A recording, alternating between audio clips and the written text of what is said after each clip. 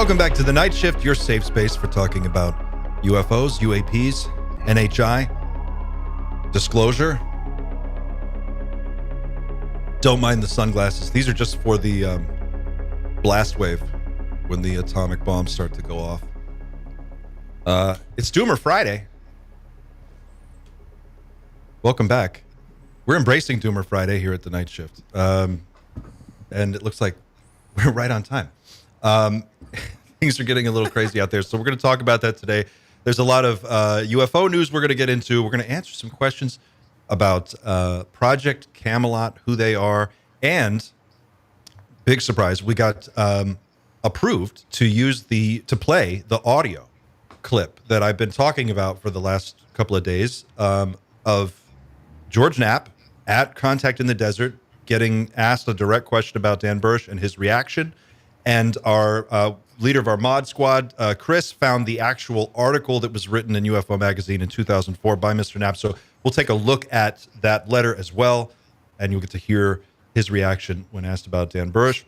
We're also going to talk about the Stephen Greenstreet interview and everything that implies. But before we go there, shout out to everybody in the chat. Great to see all of you. I see Cosmic Serpent is here. Jason's here. Obi-Wan Shinobi's here. Haley. Hey, Haley. Rocking the glasses. I have to take them off just to see the screen, but they're not my prescription. Great to see all of you. Thank you for being here. It's a weird Friday the 13th. Spooky out there. I'm joined by my illustrious panel of experts and UFO content creators. Pavel, host of the smash hit, runaway hit YouTube series / podcast / spiritual awakening, and so much more. Psicoactivo. Pavel, how are you? Hello. How's everyone doing? Happy Doomer Friday. Happy Doomer Friday, man. Thanks for embracing it with me. We're gonna try to lighten the mood a little bit, though. Yeah. No. It's kind of weird. It's kind of weird that you talk about doom and stuff, but I kind of enjoy it. And I don't enjoy it from anybody, just here. That's it. Well, if you're going to, if it's going to be World War III, you want to be surrounded by cool people, at least. Yeah. So I guess and here we are. And here we are. And, of course, the smash runaway hit, others from another mother podcast, and Rare Form Radio, which I've been listening to. Oh, thanks, buddy. Yeah, man, great show, and I loved your reference. I was listening to the others from another Mother Devo episode. Yeah, I don't know if you got my comment, but I was like, what was it? The Time Life Mysteries books. Oh, dude, you guys talked right here. Yeah. Do you have the whole collection? Or I did. Just now I have the UFO one, but I need to put the whole collection back together because that was that was my childhood right there. Oh, dude, it was great. And you guys were talking about the one little shelf on the library that had UFO. There's like 6 UFO books, and that just resonated. Totally, right? Yeah. Dude, it was great. Great podcast. Thank you for being here. Dan Cleary, welcome aboard, man. It's good to see you again. Happy Doomer Friday the 13th. I love your hat, man. Thank you. I got it from a friend of mine. And you know a guy.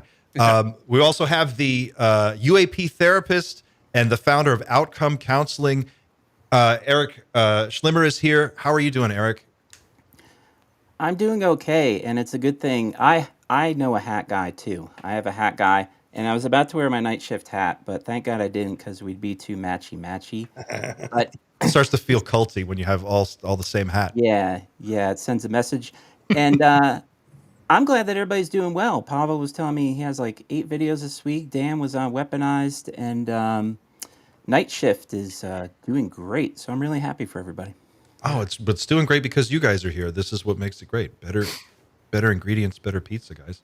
And I have to say, for what it's worth, before we get to last but certainly not least, Mr. Xander Jones, for what it's worth, the commentary and the feedback that we've been getting on these Friday night live panel conversations has been through the roof. People love it, and the thing that people love the most is the fact that at any given time we are not all on the same page, and that dynamic going back and forth. Like, there's stuff that that I haven't seen yet that we're going to talk about. It's very fresh, and I think that's what makes it work. So I just want to say thanks to all of you for doing this every week. This is great. It's wonderful. And we thank you. We thank Be you. here. Yeah, guys. thank you. This is a blast. I think all of us look forward to this day very much every week. Oh, it's a lot of fun. And of course, I have to introduce Xander Jones, producer extraordinaire, producer to the stars, musician, creator of the Night Shift theme music. How you doing, man? Wind beneath your Hey. wings. Come on, man. Wind beneath my wings. Sorry, he doesn't have to say it every time. I get it. He knows. He texts me. He texts me I every text. morning. Well, we have an emoji code. He's that like, we- morning sweetness. Did you just drop a new episode, Xander, just now? Yeah, an hour ago. Yeah, I've done the part 1 of the Rendlesham series. I'm going to do. Rendlesham's like a huge story, so it requires far more than just 1.5 hours or however long it is. So yeah, please go and enjoy at your leisure. But yeah, as for how I'm doing, I'm good. It's hot. Apologies if you can hear my fan in the background, because it is about 25 Celsius here. And also, if you hear Green Day at any point, they're playing about 2 kilometers away from my house. Is that right? Tonight. Is it download? Yeah, it's download. Download festival. Oh, fantastic. Yeah, so you may hear some music in the background if I end up talking a little bit And later you chose to but, be here with us. Oh, of course, yeah. That's really special. And I get free tickets, so you can Ooh. tell that I care. Yeah. Wow. You really get free tickets. The night shift perks. The Night Shift perks. So we have much to talk about today. Obviously, we're careening into the apocalypse. It seems like with every passing moment. The breaking news over the evening: Israel attacked Iran, and at the same time, I watched this break, and then I was thinking, this has just been building for 20 years. They've been saying all the way back since I don't know when. The Project for a New American Century. The ultimate goal has always been to go to war with Iran. And it's just kind of crazy to see it happen. And of course, it ties neatly into some of the predictions that Chris Bledsoe has been making. So I would just wanted to open it up to you guys. What's your reaction in real time? What's your hot take on the news events and how this all ties in? Anyone? Who wants to go? Okay. Pavel, he seems defeated. You can tell we're all going to try and handle this really sensitively. We know this. Like, The thing is, I think that there is an element of the occult shrouded in everything that's happening over there. I know that there's like an important part of the people involved in this conflict that do believe that they're acting to enact a prophecy.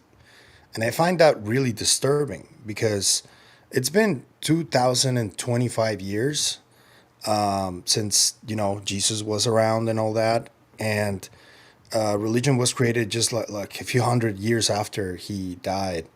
And those religions have been at the core of most of the conflict around the world.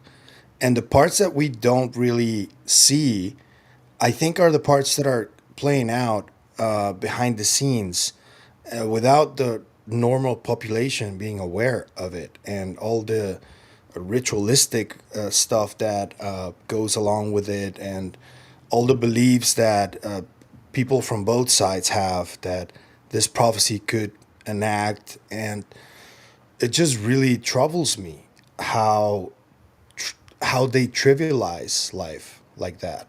Are you saying, Pavel, that if because of our unique perspective as in being inside the UFO community, we're seeing these occult connections that are not obvious to the rest of the world watching this in real time? Am I getting that right? It's I don't know if it has to do necessarily with UFOs. Some people may think it does, but it does have to do with a lot of religious connotations that are added to this. And it's like a millennia long dispute that is, it kind of seems like it's getting to the peak right now, the crescendo, so to speak. And it just troubles me that the people in power, many of them are even convinced that all of this does have to do with some kind of a prophecy. And I don't know. I just think that the majority of people that think that way are misinterpreting what's actually happening, and that's very troubling to me because it's a broken telephone game at this point for me. Whatever happened back then, it's being misinterpreted for 2,000 plus years, and we don't even know what the meaning of all that happened back then was. We don't even know if these people back then really did see some entity or experience entities that they confused for angels, demons, or whatever, or gods, or whatever, and they were just entities that they don't know, that were being deceitful. Can you, Pavel? Can you zoom out just a little bit for people? Because I think you are deep into a lot of this stuff. You have a lot more time spent just absorbing all of the details and minutia of it. Can you?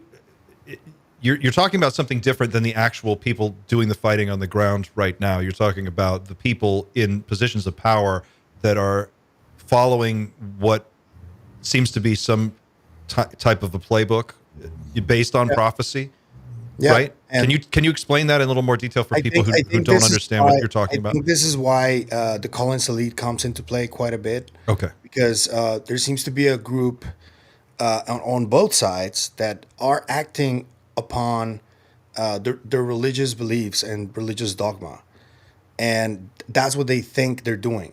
And I don't even know if it is. It could very well be, but I just keep going back, and I keep saying this, and I will never get tired of saying this. I just keep going back to John Keel and Jacques Vallée saying that the phenomenon is a trickster, and it deceives. It has played with human perception for millennia. And people don't seem to understand that. And yeah, it combines and it meshes with religion. It always has. It's just people want to put it apart with science. And I think there will be a time when both meet at the very top. And there's a lot of people that are not going to accept that. And even now, they don't. Like the extremely religious people don't want to do anything with science, and the extremely scientific people and materialistic people don't want to have to do anything with religion. And I think that's a big mistake. We need to learn that they're intertwined, whether we like it or not. I want to come back to that point. You made an interesting point that I just want to expand on in a second. But Erik, what do you think about what's going on and how this all ties in, or does it? Well, it's interesting when I work with clients with a lot of anxiety. One of the first questions. Your audio is a little muffled. Maybe we go to Dan first, and then come back to Erik. No, there he goes. He's back. Oh, I think he's back now. Oh, there you go. Yeah. My apologies. That's fine. When I work with clients who have quite a bit of anxiety, which is worry without very good evidence, one of the first questions I ask is, how much news do you consume? And there's a correlation, direct, and probably causation between how much news somebody watches and their anxiety level. So I must admit, this is the first time I'm hearing of this. I don't watch the news. I don't watch local news, United States news, global news. That's why you're so happy. That must be it. That's why he hates Doomer Friday so much, because we let him know about what's really going on. Well, I wish I would have figured this out. I'm a nervous wreck all the time. I just need to stop looking at the news. Well, it is funny because I commented to my girlfriend yesterday. I go, I love chatting with these guys on Instagram, but sometimes it's like watching the news, and like I just can't handle. I was talking to Xander. He messaged me about something, and we have about 12 different ways of communicating. There's like Discord, and there's all these text messaging and signal chats and all, and I'm just lost all the time. So I'm glad I'm not the only one who's always catching up.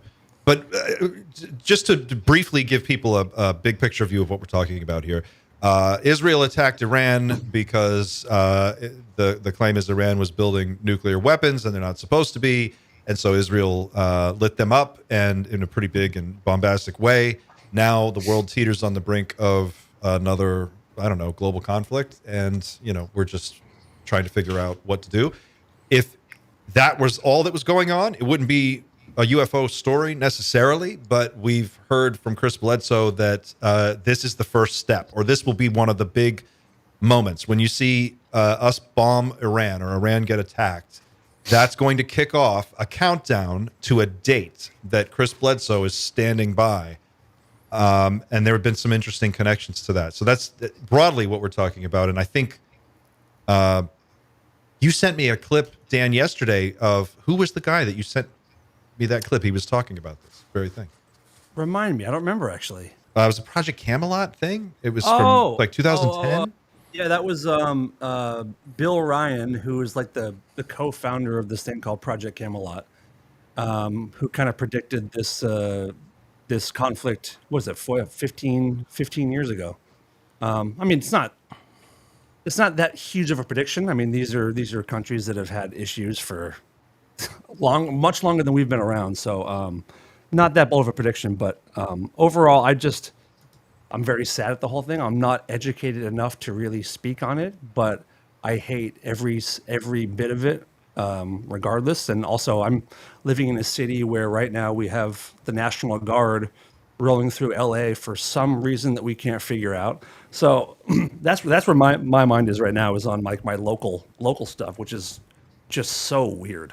It's super weird, and I think it's important to point out to our European friends that or friends from around the world who are not based in the United States that it's super weird here right now, like for sure, and we're definitely aware of it. I just want to let you guys know that like we know just how fucking weird it looks, and it's a strange time. Whatever political your ideology may or may not be, doesn't matter. It's just a weird moment. And Xander and I, before you guys got into the green room today, we were talking about just kind of the magnitude of the news.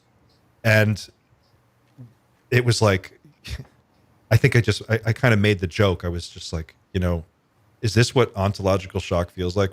When it finally clicks for you that you're actually in the prediction that Chris Bledsoe made and it's all starting to happen. Like how many beats would we have to hit before people would go, oh shit.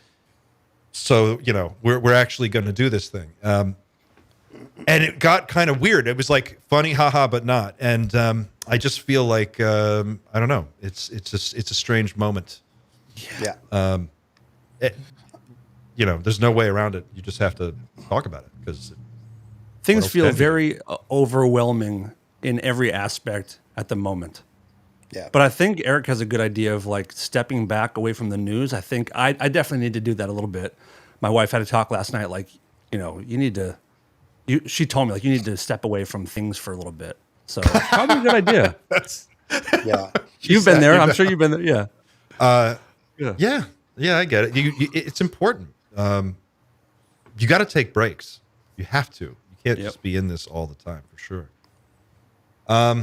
Something that I want to mention, though, that seems to be an interesting correlation to point out is that besides Chris Bledsoe, there's more people at the very top of this that seem to entertain this idea of this having some kind of spiritual connotation in nature. I can mention Diana Pasolka. I can mention Jacques Vallée, who has his books about angels and demons. He at least entertains it. I know that Dr. Jeffrey Kripal does too. Yep. And there's more people. We don't know what Tim Taylor knows, for example. We have Matt Brown recently coming out with a lot of occult meanings and people have Pavel. People, I mentioned this in our group chat, but just for the people watching at home, I have gotten blown up by so many emails and messages and texts, and people have been coming out of the woodwork about that Matthew Brown tweet that we showed on the channel. People are like, do you know what that is? Do you understand what that means? You can't show that on your channel. If people see that, they need, one of our mods, Ebony McKickass is one of our mods. And I was talking to Ebony yesterday, and she gave me this huge breakdown of what it all is. And it got to a point there. She sent me a PDF. I was like putting my glasses on. I'm reading this thing, and I'm like, this is unbelievable. The depth that this goes to. And I didn't realize how deep that rabbit hole went. I know about the Collins Elite because Lou talked about it in his book. I'm familiar with, there's a group called The Family, which is known as sort of like a shadow ultra-Christian group that operates in Washington. Netflix did a documentary on them a few years ago. But to your point, Pavel, about the cult aspect of it, I remember Diana Pasulka talking about this a bunch of different times on a couple of different podcasts. And there was one thing that she said that always stuck out to me, and it didn't make sense until just now. She said people get more religious the deeper they get into ufology. Like once you start to really learn the stuff behind the scenes, what's going on, people tend to get a lot more. She specifically singled out Catholics. She was like, a lot of them get really Catholic. And she kind of said it in that way. And I don't know, I'm not really clear what that's supposed to mean, but if there's some kind of occult, deep religious thread here, and you're saying that's playing out behind the scenes, what is the ultimate point of all this? Like, what are these people hoping to achieve? If you don't mind me interjecting here, there are literally travel companies, and I've just checked this online because I didn't just want to say it. Like, I already knew this, but I wanted to check it. There are travel companies that intentionally take groups. Like in the UK, we have like companies like Jet2. They do package holidays. You probably do the same in the US in some way. There are package holiday companies that will take. Yeah, we've just lost Dan. Hang on a second. I think he's back. He'll be back in a second. Sorry, everyone, if you're having a look at the graphic of somebody that's not here. There are travel companies that take groups of Christians out to Jerusalem with the intention of aiding Jewish people in bringing about what they believe is Christian prophecy.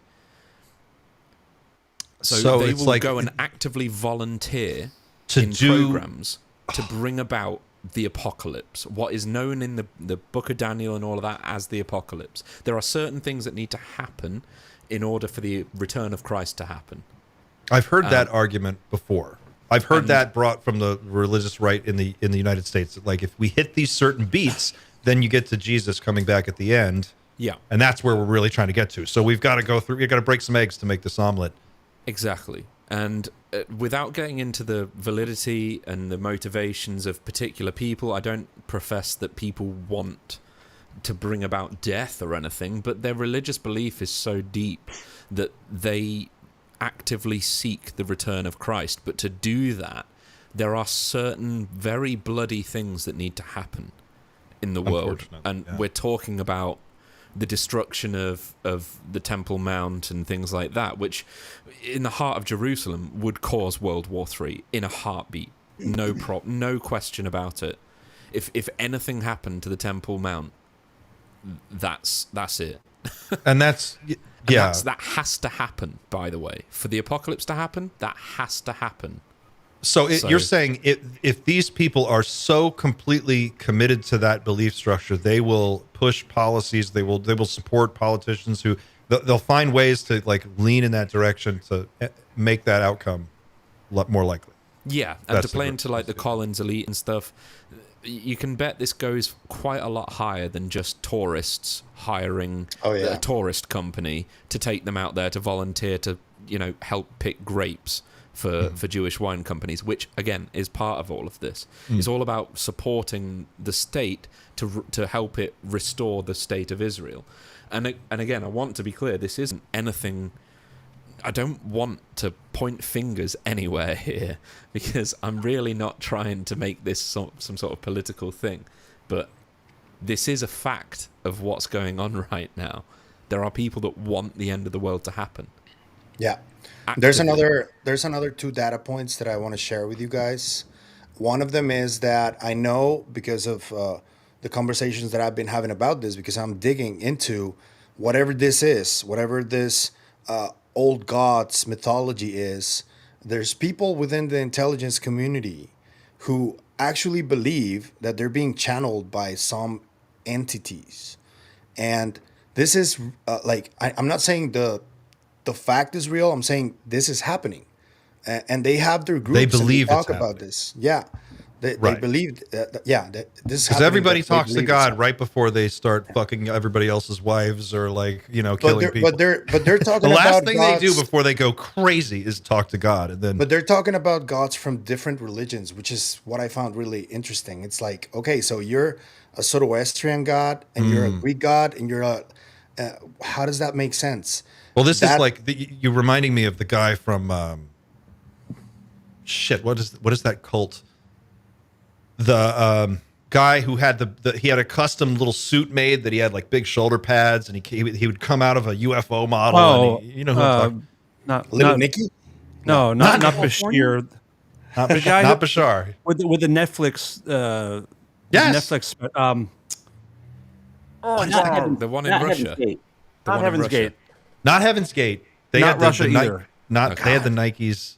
Anyway, there's a guy, and it'll come back to me. But there's a guy who was in this cult, and he French guy, and it was back in the 70s. And if somebody in the chat can remember, I'm sure that'll jog my memory if you just tell me what it is. But he started a cult, and his whole thing was like, we've been engineered, we've been genetically engineered. I was taken aboard a craft. They explained Raelian. this to me. Now Sorry, I his have name his name is Raelian. the Raelians. There we go. There it is. Yes. And then, like, yada, yada, yada, 20 years later, he's got this huge cult, and he's sleeping with everybody's wives, and they're all standing around going, like, why are we? Of course he is. Of course he is. So anyway, I'm sorry. Not to make That's belittle what cults the are point. for, by the way. You're Cults are making- for that. But it just seems like people let it go way too far before they clue in. It's that part that I think it's really puzzling, that I want to find out where it comes from. And the other part is people at the highest levels of government, every government, who entertain the idea of the phenomenon, the majority seem to think that this is spiritual, that it has nothing to do with ETs. And I know this because I've been talking to people who know these people and who interact with these people, and they tell me, yeah, they think it's spiritual. Why do they feel that way? I'm like, why so strongly? Why? I have the same questions. I guess it's because they read ancient scripture and they get really hooked up on it. They read the Bhagavad Gita, they read the Mahabharata, they read the ancient Bible. They read Mauro Biglino, who famously says that the word Elohim doesn't mean just one God; it means many gods. And they get hooked up on all of that lore. There are also a small pocket of experiencers who also see it as angels and demons too. Yes. It's not just, there's people who like have, hands-on sort of interactions who also feel that way. How do you guys feel about that whole line of thinking? Like, what's your thought on that? Do you have any? If I could mention something real quick, and Please. by the way, this is a great conversation. Now that I'm caught up to speed, I made the classic mistake again of having coffee and leaving my beer in the fridge, so I'll have to get one in a little bit. We'll excuse you for a minute. I shared a paper I have in front of me with a client of mine, and it's called Contact with Non-Human Intelligence Associated with Unidentified Aerial Phenomena. And it's a great paper. They had a large sample, around 3,200 experiencers. Now, when they had a positive experience with a UAP, these are the top 5 reasons why they thought it was positive, and they're borderline religious themed. 90% responded they understood themselves better. 87% they learned what life is all about. Whoa. 87% again, interest in self-understanding, similar to the first. The next one, 87% again, increased concern about the welfare of the planet and my fellow humans, and 86% to achieve a higher level of consciousness. So it's, no one said, I'm really interested in technology. It was nothing like that. It was all consciousness, reflection, relationships with others, the meaning of life, and some other heavy subjects. And that is a really common theme with UAP experiencers, is there's something more to life than what we're seeing and experiencing. Well, Eric, what's your read on that? I mean, just personally, how does that land with you? Well, looking at that data and then my own experience, I could say that, well, I should concentrate on mine maybe, is I encountered something that was extremely old, extremely knowledgeable, infinite wisdom, and it was a red orb, the same orb it sounds like Chris Bledsoe saw. And it seemed like part of our natural world, extremely old, infinite wisdom, which could be interpreted in a religious sense, which is what Bledsoe did. Yep. Wow. Dan, Xander, Pavel, what do you guys think? Dan, go ahead, man. I don't think I really have a clear opinion. I mean, you said something earlier where I feel like the more I get into this, I definitely have gotten more spiritual. I don't know if I'm not like a God believing man, but this definitely makes you just consider so much more in every aspect. It's kind of hard not to. I mean, if you believe in this or you've experienced it, like some of us have, it can't help but change the way you think about everything, like everything. So, I don't know. Yeah. On the one hand, it expands your horizons to a point where you could include like life from other civilizations and other worlds. But then your notion of like, well, what is a world? Is it just a planet out in space, or is there another reality, another realm that we can access through other means? And in the end, does it really make a difference? As long as it's sufficiently real and you believe it, wherever these beings take people when they take them. I guess my curiosity about this line of thinking is, is it appropriate to take those claims at face value, right? Like people have these experiences, it feels quasi-religious, it opens them to a new level of self-reflection and understanding, and they feel more connected with all that is, right? That's a good thing. But should we just take that at face value? In other words, if we were trapped inside of a simulation and an AI was trying to manage all of us, if we were in the Matrix, one way you might do it is to fool everybody into believing some religious nonsense. And then you could every once in a while take somebody and you could make them feel whatever you want them to feel. So how, do you trust those, or do you, since we really don't know what it ultimately is that we're dealing with, how suspicious should we be? Or should we just throw caution to the wind and say, it is what it is, let's roll with it? So I think, Clint, what you're asking, and correct me if I'm wrong, is this completely authentic, or whatever the person interacted with is prompting them to think this way or say it? Yes. Right? Yes. John Keel, man. John Keel, I'm telling you. That dude knew what's up. Oh, hold up, guys. Chris, you are a god. Chris Ramsey, everybody. Just every once in a while, if you hang out long enough, Chris will just drop in and donate 10 night shift gift memberships. What a guy. Thanks, man. You're awesome. Say hi to Chris, everybody, in the chat, and hey, thank Chris. My man. Dude's just looking for an invite. Chris, join if you want. Yeah. You can join. You can be the special guest. If you want to join, you can accommodate. We can accommodate you, of course. It's a very difficult conversation to have, but you're welcome to join. You can bite that bullet. Something that I did want to mention, though, is that I went through a near-death experience, and what I interacted with, because I feel like I did interacted with something, also felt really old and really knowledgeable.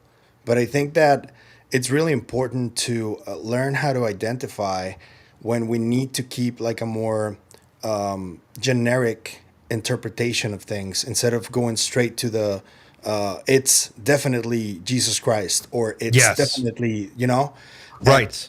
We need to have like a base kind of definition, because when people hear spiritual, they immediately think it's religious. I don't think that's the case. I think it has to do with something spiritual, but I don't think religions, and if you understand the history of religion, though, you will know that it's like basically the first control system there was for humanity. Of course. Yeah.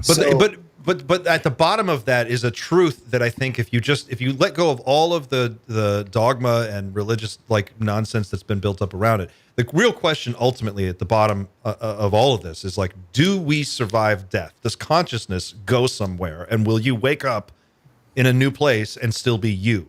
I think that's really at the bottom of it, what we're all trying to figure out, whatever your religious approach may be, more or less. And it seems like the connection that I've been able to understand from within, looking at this through the UFO, prism, if you will, is that consciousness does survive death. These beings get that. Why do they get it? Because for one, they've been around a lot longer than we have. and they know a lot more than we do. And if we are a civilization that doesn't understand that, and that's a truth that is widely known by other civilizations throughout the cosmos or creation, that's it. There's your fundamental truth that would throw throw a monkey wrench into the whole works of society. It would change everything. I mean, that would definitely be big enough. So you could say, if these beings know that and they have a technology that can take you from here to whatever the next realm is or wherever, maybe that's what we're dealing with. Do you guys get that sense, or am I swinging too far here? I feel like that's where we're noodling around something like that. It's got to be something of that size. I agree with you, though. Yeah. And yeah, they do understand it. It seems like they do understand reality far better than we can. And I think it does have to do with our meat suit, you know? The meat suit. It doesn't necessarily have to do with whatever is in the meat suit, which some people call the soul, consciousness, whatever. I think that this meat suit is really limited in many ways. It also has some hacks that we seem to have forgotten about over millennia. I don't know if that was by design or not, due to these control systems that I talked to you about. But I do think that they obviously, of course, they understand what's happening far better than most of us can. Yep, I agree. It also seems like when you mentioned near-death experiences, when you hear people talk about it, it seems like when they get to that place, they still feel like themselves, right? But maybe a truer version of themselves, like the actual complete version. Did you relate to that at all, Pavel? I think something died in me when that happened. Something that was preventing me from having better relationships with the people that I love, you know, and I did feel like something did die. Wait, so it made those things better? No, it made them worse. Worse, yeah. Oh. And a lot of things changed for the better for me after that experience, and it made pretty much every relationship that I have with everybody, it made it a lot better, and it made me more understanding of people when they're going through something. That's what I meant. Okay, got it. Yeah, and yeah, something died. It's not like, so something died and something came back that I didn't know I had. I don't know if it's me or something else, but something did come back too. Pavel, what was more impactful for you? Was it your NDE or your breakthrough psychedelic experience? Wow. Which one changed you the most, and how? I think both, man. What's the difference? How are they different? The difference is, in one, I was more conscious than in the other, because the near-death experience was, it was a fear-death experience. That's why I spoke to Nick Cook at the very beginning of my channel, because he's experienced that too, and he went deep into it. So when I spoke to him, he told me that fear-death experiences are a thing. So yeah.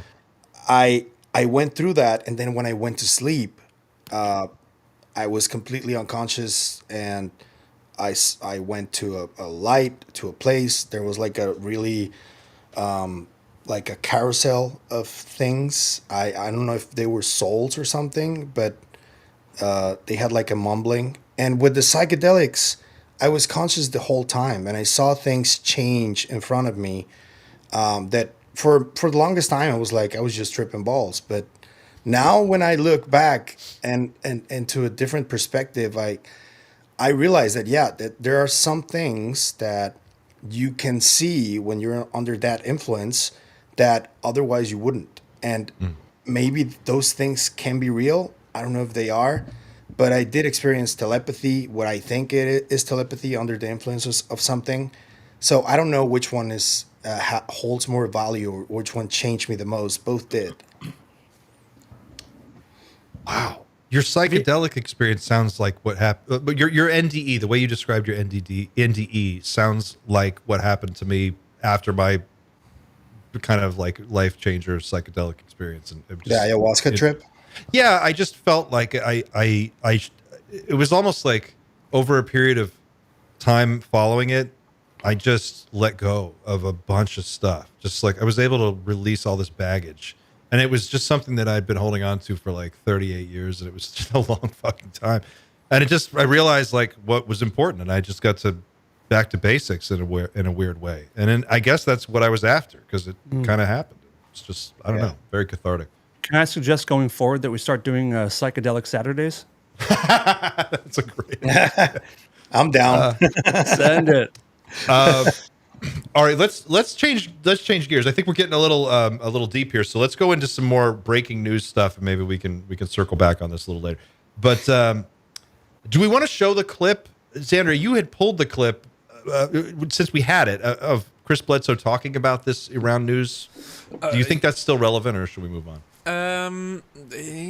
We can show it. I don't have it prepped, but I can find it very quickly. We can come back to it. Let's come back to it. Okay.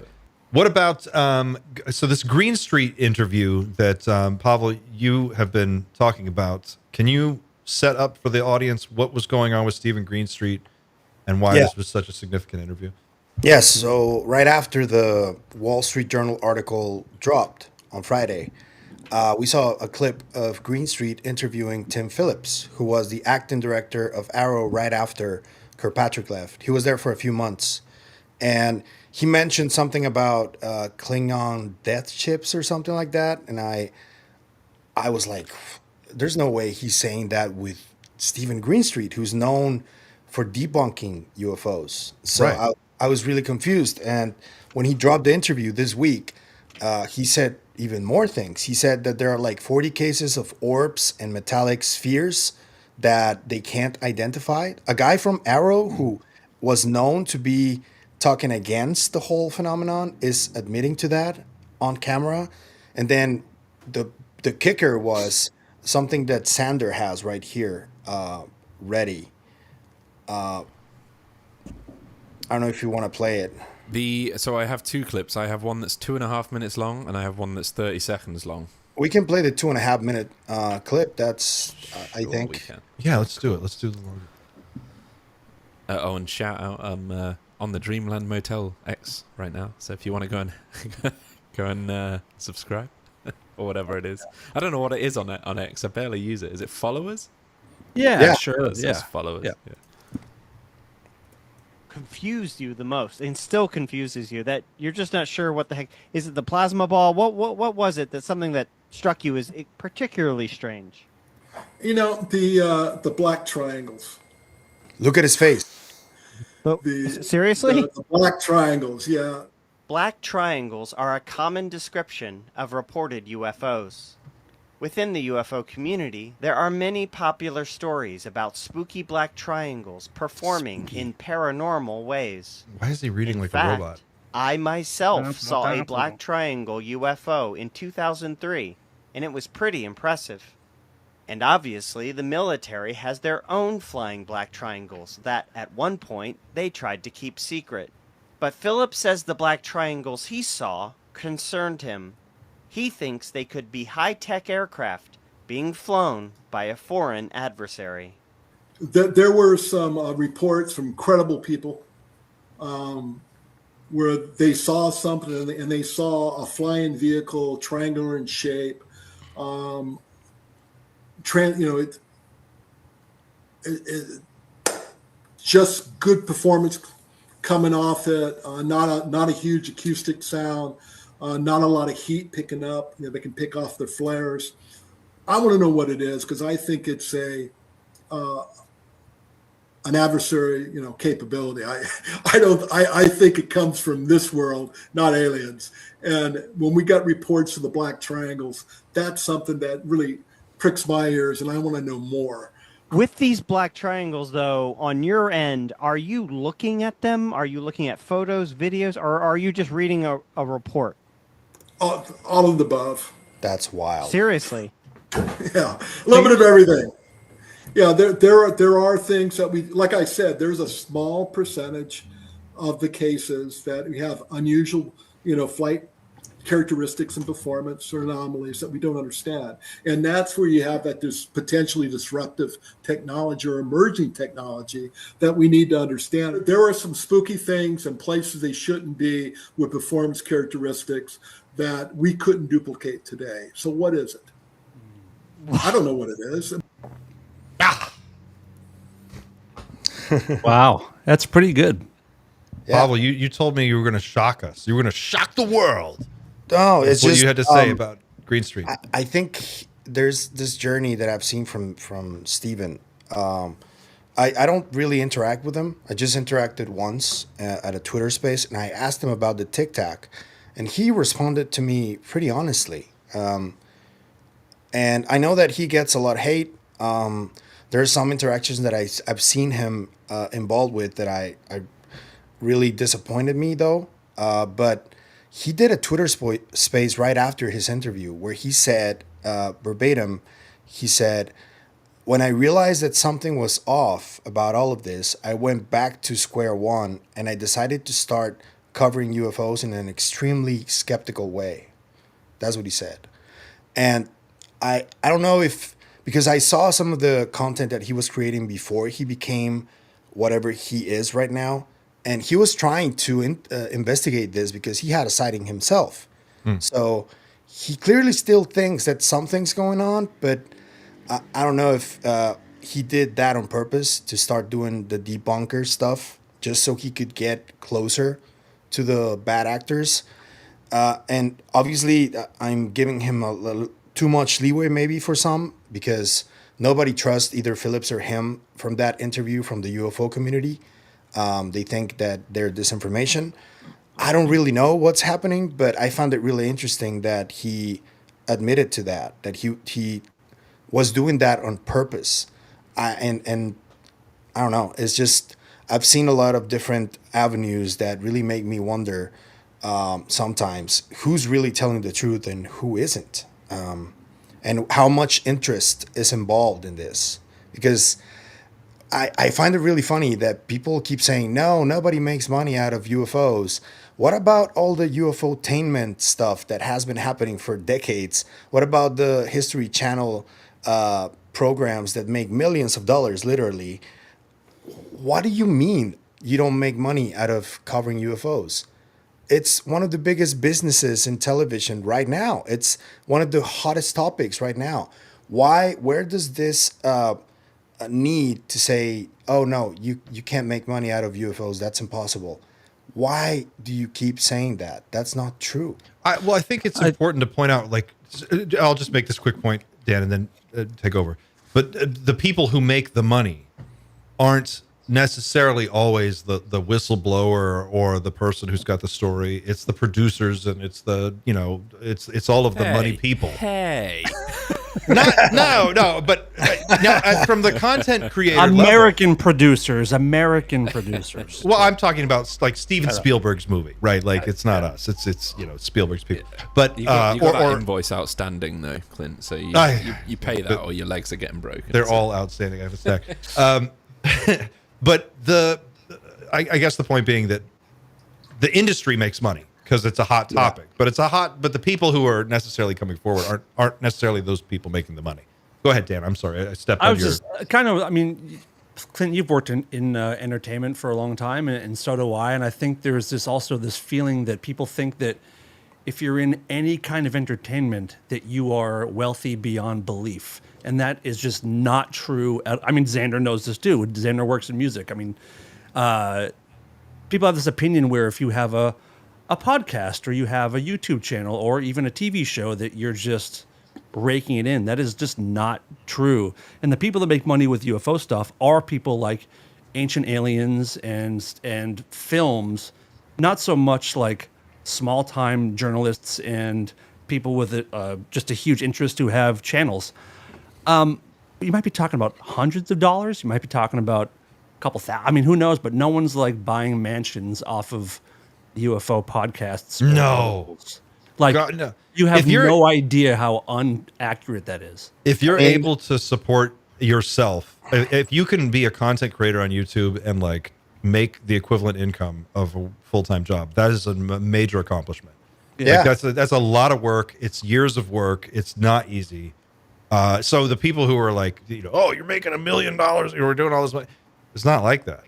No. Of all the things you could do, and there's literally, and I tell this to people too. I'm like, there's videos of people. There's like a 90-pound Korean girl eating 2,000 pounds of spaghetti, and that gets 1 billion views. And like, I can't.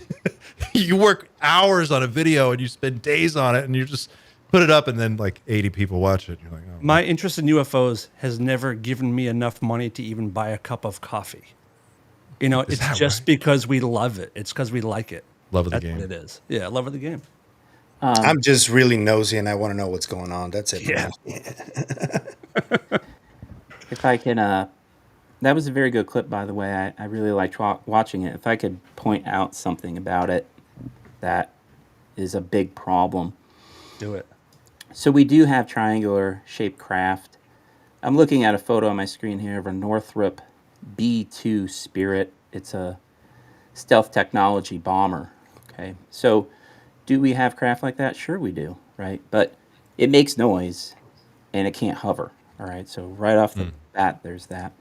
And now I'm looking at the Immaculate Constellation document, which is legit, and it talks about triangular craft. When you see one, you experience, and I'll quote, long-term psychological effects such as anxiety and insomnia have been noted, alongside the feeling of being watched or shared awareness with the triangle. No one experiences that seeing a fighter bomber fly over them. Which No you one could see experiences at a that when they see football aircraft. game, or you could see at a air show. Yeah. I've said it before, but I I don't. go ahead. You don't go to an air show and watch a phantom zoom by, and you have shared awareness with the craft. Doesn't happen. Yeah. And I saw a triangle when I was 16 years old. I've told the story a bunch, but 6 or 7 seconds, I felt very weird. I didn't feel scared or what, but I felt very strange, and it wasn't moving. I don't know, and this is 96, so I don't know if we had craft that could stay completely still, shaped as a triangle then, maybe, but it wasn't moving. You know what I mean? And B-2s fly. There was a Rand, I think it was a Rand Corporation white paper at one time that I read, and it might not be Rand Corporation. But it was describing a craft that was more or less an airship in the shape of a gigantic triangle that could hover in place indefinitely, and the skin of the craft was high resolution, like super fine LED. This was back 25 years ago. It would have been like 8K resolution skin that could project whatever, and it was functionally invisible to the naked eye, but I don't think it was very practical. This is the only thing I've ever heard of that looked like a triangle that could hover, that would maybe be something that we built. I think in the Immaculate Constellation document as well, that there's a particular story of the black triangle appearing over a Russian vessel, and the fact that it literally disappears in an instant. Like, we're talking blink and you miss it. And that's even in the dead of, if you're over the sea, if you're in the sea at all and you look up, you see stars and things like that. There is light coming from the surrounding solar system and all sorts. So it's not like it's just going to fade away into nothingness. You see a craft hovering above a Russian vessel, and this one disappeared in an instant, which is not a B-2 Spirit. Correct. I wonder if Tim Phillips saw those materials. So the big takeaway from Greenstreet's interview was what? That Greenstreet was stunned into kind of like silence, that he didn't understand what this was about, or like, I mean, we know about triangles. It didn't change anything for me. What's so? In my opinion, I think, and this is just my interpretation, I could be wrong. Steven could very well be just acting really well, Yeah. But I think that reaction, or when he goes like, seriously, that felt natural. And I think that he wasn't expecting that answer of a black triangle. So I do think he was surprised, and he wasn't expecting to hear about black triangles on his interview.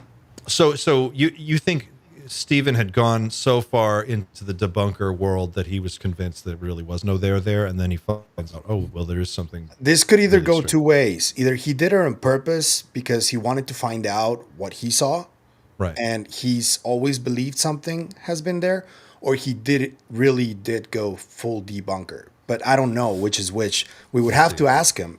He did sound in that Twitter space. He did sound like he still thinks something anomalous could be real. I've never believed that he doesn't believe it. Yeah. You know what I mean? That makes sense. I feel like there's a space that certain people can find themselves fall into with this, and it's almost as a result of the market that tends to respond to you. So like the guy's working at the New York Post, I think it is.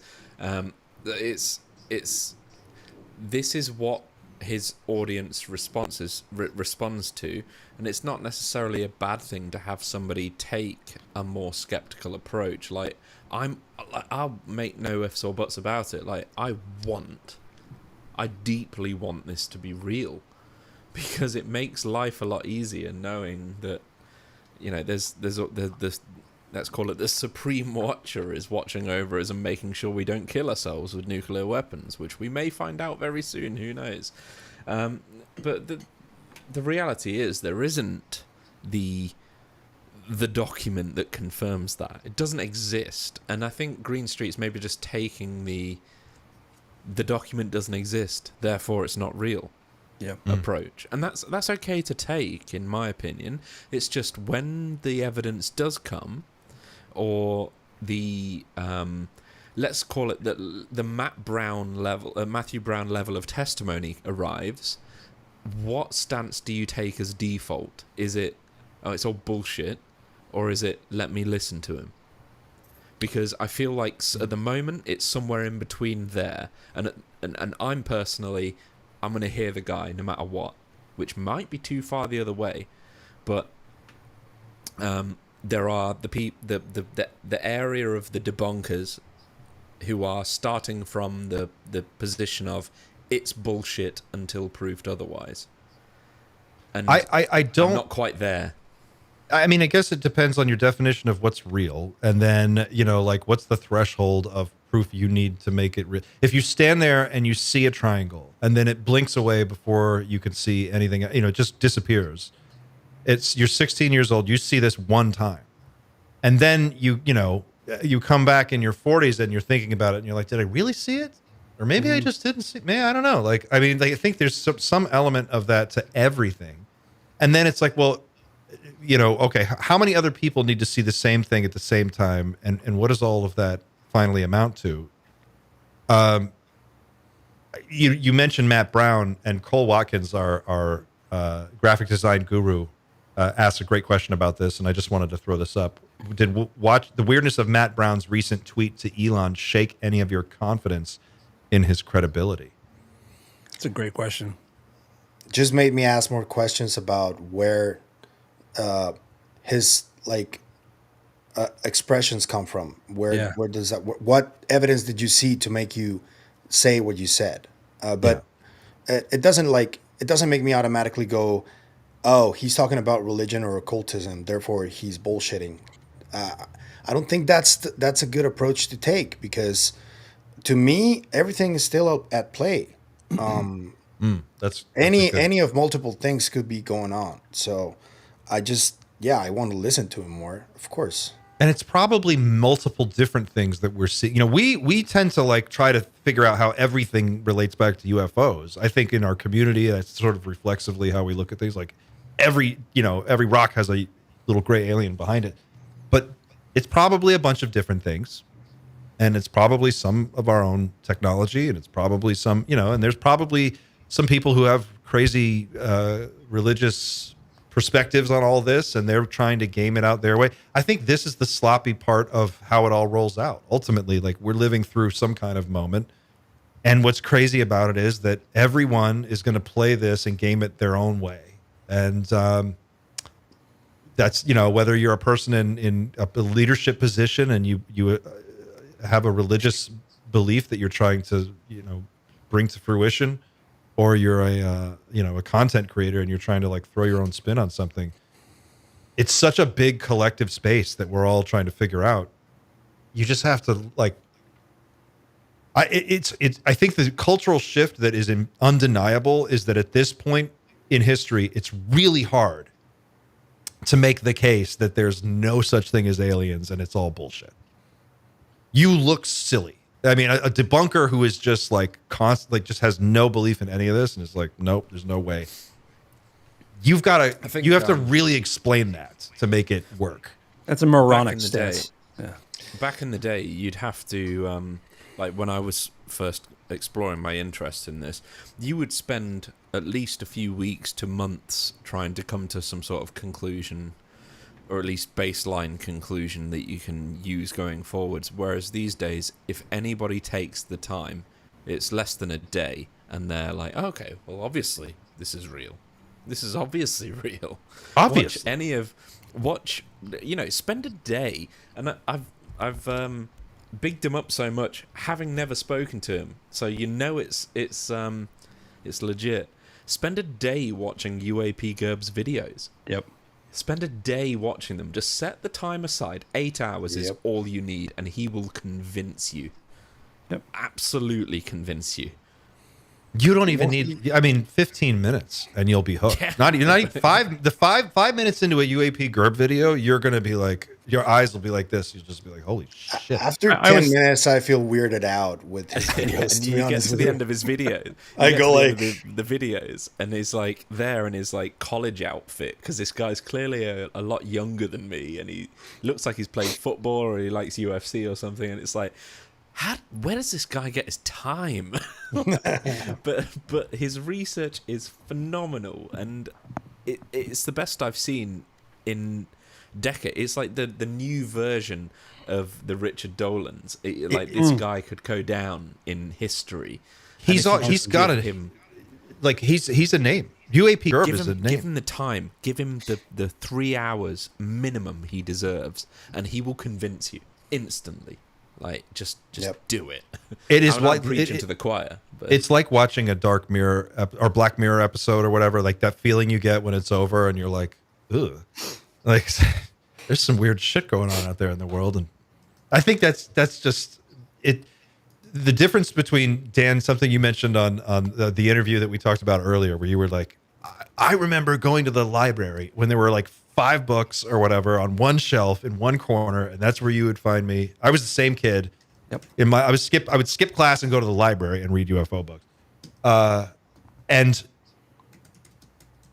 at that time, that's how they talked about UFOs. A lot of people who are listening or watching that are younger don't understand this because they just kind of like grew up in a different world. But it was like the commercials for the Time Life Mysteries books. It would be like, is it real? Well, how would you explain it? A person has a premonition and then something happens. Like, is it real or could it be, fantasy? And we'll explore. And now it's to cut to today, and it's like no question, it's real. Like people, oh yeah, we've got them. It's already it's in the congressional record. It was like Xander, you mentioned it before. If you tried to explain today to someone 20 years ago, they'd think you were crazy. They'd think that sounds like a movie. When we were kids, it was science fiction, and now it's science, which is nice. It's a nice change. This is how far the conversation has come, and this is why I say, like, in one sense, we have kind of crossed the Rubicon on disclosure. I think a lot of people are just there. It's like, okay, it's real. Now the question is, well, which part of it is us, and which part of it is them? Who's making the triangles? And also, how do you get the people that supposedly matter, how do you get them to admit it? Because we're just 5 guys on YouTube right now, but there are guys making international policy that apparently aren't interested. It's wild, because this, by all accounts, would like solve a lot of their problems if this was real. So just like explore. Watch a UAP Gerb thing. World leaders need to watch Gerb. Do you think it's just that the people that are already in power are happy with things the way they are? That it's worked out for them. They don't want to. Why rock the boat? Why change anything? Or they're already biased into what they think is going on, and they don't entertain any other ideas. Yep. Or they're going to try to profit from it in some way. And obviously, like, it's better, but the stigma is still real. That's still a very real thing. Yeah, But less so for sure, definitely. Right? Absolutely, no doubt. there's still like at the bottom of this, I think it's a philosophical war kind of between the materialistic paradigm that we're still living in and some what people call idealism, but I don't think it's that. I think it's something different than idealism, because idealism is essentially admitting that it's not real, and therefore it's idealism. But I do think that we need a new name for this other paradigm that and it's the fight that, because I live it in my family. My brother is really materialistic in many ways. He's very scientific. He doesn't believe in any of this at all. Whenever we start talking about it, he gets really weird and leaves the room. And this is something that it is very real. It happens to a lot of people, and they just don't want to entertain it. They don't believe it. Therefore, I don't have time for it. I assume your brother's older than you? No, he's actually younger. He's Oh. 32, 33. Yeah, 33. Surprising. Interesting. Clint, you make a good point about the status of debunkers nowadays, and of course everybody did. The way I word it is they refuse to live in a fact-based reality. They just don't like that. And I'm looking at something in front of me. Not a lot of people know this. So the Robert Bigelow organization, BASS, in November 2008, they worked out a contract with MUFON and New Fork and some other reporting apparatuses and compiled a massive database of sightings that are worth looking into. This was in 2008. They had 248,141 reports worth looking into, dating to 593 BC. Now, if somebody can debunk 250,000, and this is back in 2008, be my guest. But that is the thing. Every single one would have to be debunked. Yeah. It's just a hard position to take. I mean, I and like, what's the guy's name? Who's like the biggest debunker that's out there right now? Nick West? Nick West.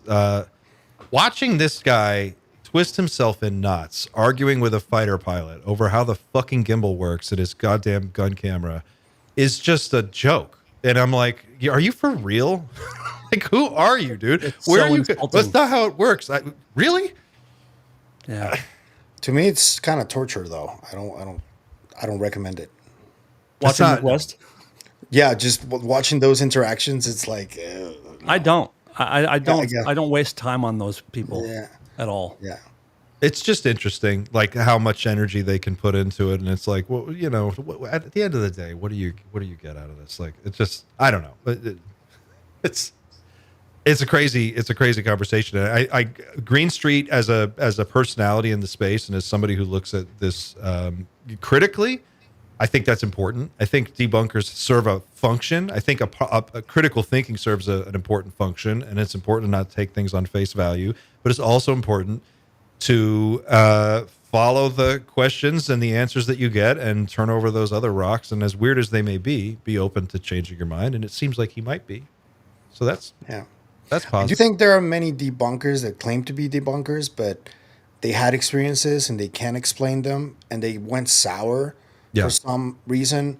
I guess the reason is because they saw stuff they didn't like about this whole thing. They peeped behind the curtain, so to speak, and they didn't like it. But I do think that deep down, many of them do think that something's up, and they're just really bitter. Well, let's dovetail. Oh, go ahead, Xander. I want to change gears. I think as well, when people ask questions about, realistically, this is a question about your own existence. I know it's the fact that this is the reason I'm interested in this topic, is I want to find out who they are to find out who I am. If you don't get an answer straight away, or even within 2 years, that's a bitter pill to swallow. Like, I've been trying to answer this question for 20 years, and at some point, it's almost easier to get on with your life and move on, and probably to a certain degree progress much faster if you just kind of accept the mainstream sort of thoughts on this and just move on and take advantage of whatever's going on right now, rather than, we are talking about Bledsoe, we're talking about prophecy and things like that. It is very... It's awesome. It's a little bit debilitating. It takes up a lot of bandwidth, in my mind, at least. Here I am trying to grow like a fresh YouTube channel, all under the idea of like, well, with this in mind, would I be happy that the world, in a way, changed in 2026, as Bledsoe says? I'm still of the opinion that absolutely yes. I would love just to know everything. That's the whole point of all of this. But yeah, at some point it's like, okay, these guys have experienced multiple times people making predictions and having it not come true and things like that. And at some point, I don't blame them for drawing the line and just accepting that the answer in their head is not the one that they wanted, and they're just gonna, from now on, move on, take a much more hardline approach, and be a little bit skeptical to those that remain on the inside, as we are. I agree with you. I think that like passive skepticism is totally understandable.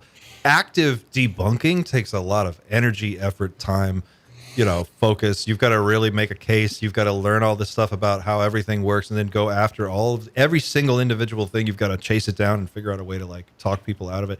It just seems like a tremendous amount of effort. But to your point, I often think about how at a certain level, there will never be a resolution to any of the stuff that we're really talking about. We may get an answer at some point, like a very clear answer on, are they here? Are they going to make contact? I guess it would take that happening for us to really see it and know. But beyond that, this mystery has been going on, as long as I can remember. It's just as weird today as it ever was before. If you go listen to old episodes of Coast to Coast from 25 years ago, they were talking about a lot of the same stuff. It's unlikely to me. It seems unlikely that we're going to get closure, but we're going to get we'll just get new information, and we'll have to figure out what it means and how to incorporate it. I like to think of it more like we're living in a really interesting science fiction movie.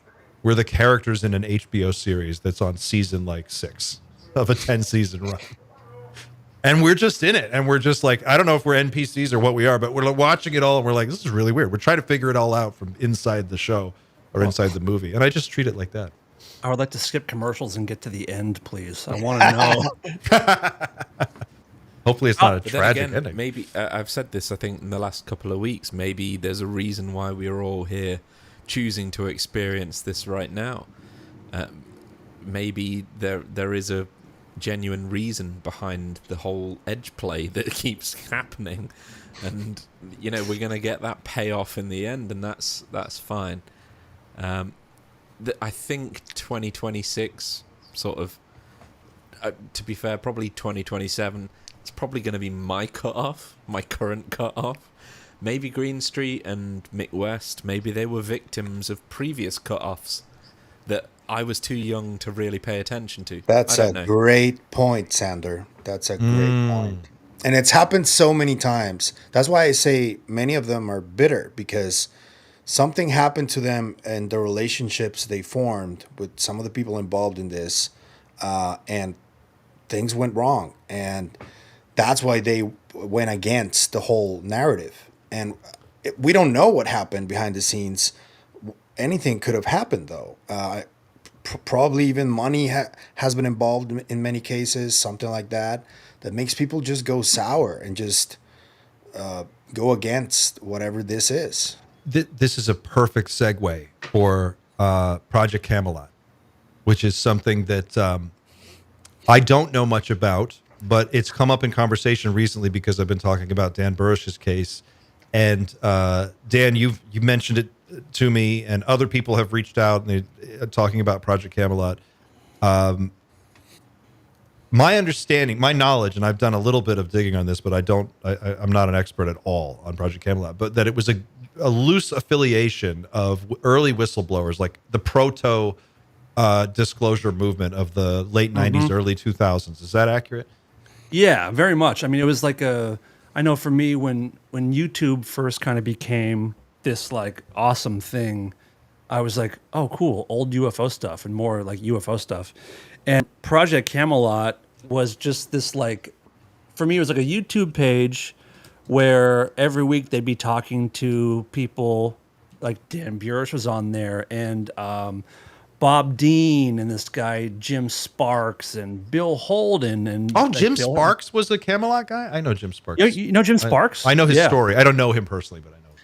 He was one of my favorites on Project Camelot. He's someone who was an abductee who claimed to have these very specific experiences, and his information was fascinating to me. I don't know how true it is. I have no idea, but he interested me. But Project Camelot would kind of collect all these people and these stories, and they're kind of all intertwined. And that's the first time I ever saw Richard Dolan was on a Project Camelot video, but it was kind of run by this woman, Carrie Cassidy, and Bill Ryan. And I never knew, like, are they a couple? Are they just like partners? Whatever it was. But they had some very, very fringe, full woo type stuff. And then they had very nuts and bolts craft stuff. But Burish was definitely connected to people inside the Project Camelot. And like the other day, I was watching your video from, was it Wednesday? Your Burish video? Yeah. And David Wilcock was in it. Yes, David Wilcock. So I'm watching your video, and I'm texting you like in real time as I'm watching, being like, this feels like Project Camelot. I feel like this is like David Wilcock stuff. And then boom, there's David Wilcock, and like Dan Burisch's connections to the Project Camelot gives me some red flags. You were even like, though I'm out. You texted I'm out. me, you're like, I'm out. Once I saw Wilcock on stage with him, it's like I can't help but have it change my opinion, even though, gun to my head, I lean more towards Burisch. There's something there. I do think there's something there, but these connections make it very difficult. I should point out. So I've got the ChatGPT summary of what Project Camelot is, and that was pretty much what is here. It says link to the historical Project Camelot. Oh, so I was asking what the name was all about, and I don't think any one of us really knew, but they're saying here, ChatGPT says, Project Camelot was a covert U.S. Army research initiative intended to study social and political structures, particularly in developing countries. It became controversial after revelations of CIA involvement and was quickly discontinued due to ethical concerns and international outrage. Though Carrie Cassidy and Bill Ryan's Project Camelot is not officially connected to this historical U.S. military initiative, the name choice was also subtly evokes themes of secrecy, espionage. Okay. Yep. So for people at home, if you're not in the content, if you're not a podcaster or a content creator and you've never really dipped your toe into that world, which is totally understandable, here's more or less how it works. And I would like for all of you guys to chime in, please, if there's something you would like to add to this. I'll start with my own experience, and then you guys can chime in. You put yourself out there. You say, I'm willing to have these weird conversations, and then you start doing it. And shortly after, you are approached by all kinds of different people with all kinds of different stories, and everybody's got something they want to show you. And I cannot tell you how many emails I get in a week that have 10, 20, 30 page PDFs attached of just like, here's my report, here's this thing. And I have had more than 5 different conversations with individually different people who are each one of them convinced that they have jailbroken one or another AIs, and they have taught it to be like the ultimate knowledge source for everything on UFOs. And then they have, through that, convinced themselves that they have solved it all and come to me and said, will you talk on the show about my solution? Because this is it. I've solved physics. Do you guys remember when Chris, was it Lido? What's his channel? Lido the Files? Electric Universe kind of thing. And he had to take a break yeah. for like a month, and he was like, I just had to take a break. I get that shit all the time from people, and I'm not saying that to be a jerk or be mean to anybody who's reached out. I don't want you guys to think that. But what I'm saying is, Project Camelot was pre-YouTube, early days. You got to remember, there was a time before YouTube. YouTube only came around in 2006. As a content creator today, looking at this space, if I'm trying to just keep a channel alive and talk about weird stuff, which is basically what I'm qualified to do. I can't solve these mysteries. I'm not qualified to do that.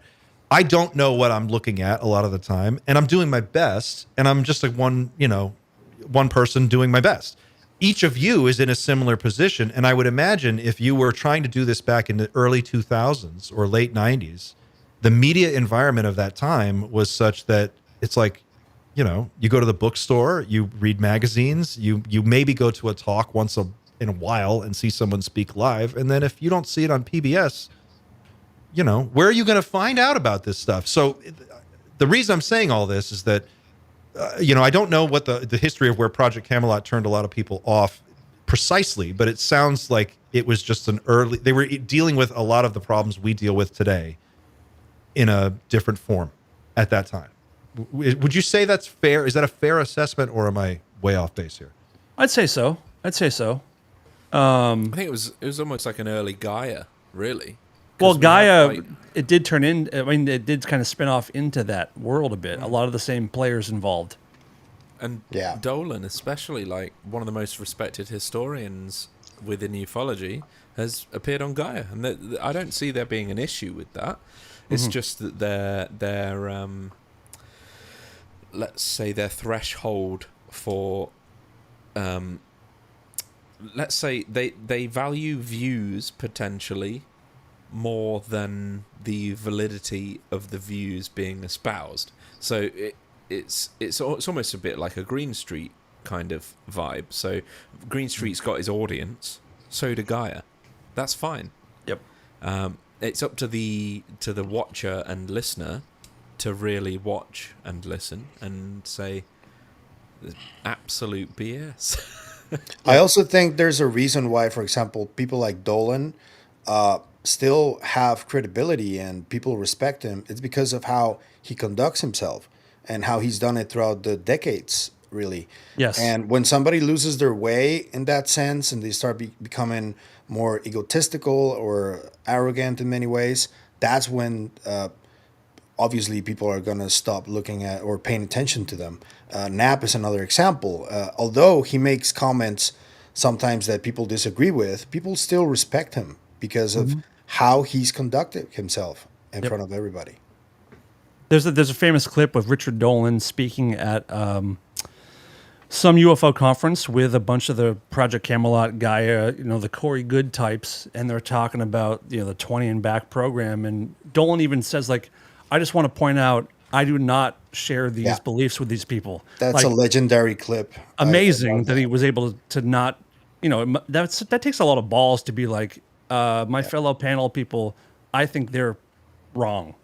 That was cool of him. And he's a very sincere guy. Yeah. And Go ahead, Eric. one of the reasons he might have said it is he visited their website. So I'm on their website now, projectcamelotportal.com, and it is pretty woo. I mean, it's got some good stuff buried in there, but you have to be very careful who you associate with. Now, even if the organization is correct, if people perceive them as really woo, then you would want to associate with them. You know what I mean? So they might, it's about their image. You don't want to associate with certain images. Yeah. Is that fair to say? And they were doing woo back when it was like really, really not cool. That would turn people off real quick. They were doing woo before it was cool. Yeah. You would put on your Pure Moods CD and get deep into some Project Camelot. Good fucking reference. Hey guys, give me a Light some minute. patchouli I'll be right back, okay? You'll be missed. He's going to the store to buy some crystals. He's going to Elysian Fields. The the woo stuff is a real, but look at us. I mean, we talk about woo stuff like it's nothing. I mean, we have a spiritual experience looking at an orb in the sky. I mean, this is the thing. It's like ufology has gone through these phases, and there have been personalities have come and gone, or come and then receded and then come back sometimes. And you've got the Project Camelot era. Then there was the Stephen Greer era. That's kind of where I checked in. Stephen Greer showed up on the scene. Richard Dolan was active throughout that whole period. And then there, YouTube was a huge moment when YouTube first started. I remember when YouTube had a 10-minute time limit on any video. If you wanted to upload a video that was 30 minutes long, you had to do it in 3 parts. This was, That would really shit on my channel. Yes, it would, because people trying to sleep, dude. It's like, oh, fuck. the idea of being a creator wasn't even a real thing. And so that post-YouTube period is where we're at now, where the independent content creator can do what we do. But still, the problems remain. How do you know who's telling the truth? How do you know who's not? And none of us are really in a position to know the answer. Tom DeLonge is the only person I know. Just trust your gut. I think we all just trust our gut. It doesn't lie to you often. That's fair. That's a good point. I don't think, We have However, this as it pertains to Burish, I don't know what part of my gut to trust currently. I'm still. There are some parts, and it's like, I think more than one of us here are we're concentrating on boning up on our Burish knowledge because we want to like update people and give people some stuff to dig into. It's some of this stuff. Go ahead, Clint. It's just the story that won't die. That's what's so interesting about it. It's the story that won't die, but there are certain parts of the story that I just find so insane, and that's a result definitely of the upbringing I have. Like the idea alone of time travel is insane to me. It doesn't make any sense, but that's just the tip of the iceberg when it comes to Burish. And like time travel, we know kind of technically does exist, not backwards, but we know that time travel does technically exist if we believe, like, general relativity and everything. But he really takes time travel and kicks it up a notch, and then kicks it up another notch, like when it comes to his relation to what he's, like, his experiences and things with this alien, and it's part of the let's guys. It's hard. It is, and it's fair. It's totally fair. I don't begrudge anybody who calls bullshit on Dan Burisch. That's totally fine. I have a hard time calling bullshit. I say there's something weird there, and I can't put my finger on exactly what it is. But the story is definitely huge. It's a saga, and he's at the center of it, which is always a red flag. When it's one guy and it's like, I was the person who saved the world. Well, that's that's my red flag. But that being said, it's Malmgren said it. Malmgren said it, but he, there are a few people who can say that. He's one of them for sure. No, it's a great point. So the reason we're on Dan Burisch is because, I talked about him at length on Wednesday, which we don't have to beat that horse to death. But I had mentioned this audio clip of George Knapp at Contact of the Desert on a panel that someone had asked him a question about Dan Burisch, and he reacted. Now, he doesn't believe Dan's story, and that's fine. The audio clip that I heard at the time, I didn't have permission to show it or to play it, but we got permission, and Xander has it pulled up.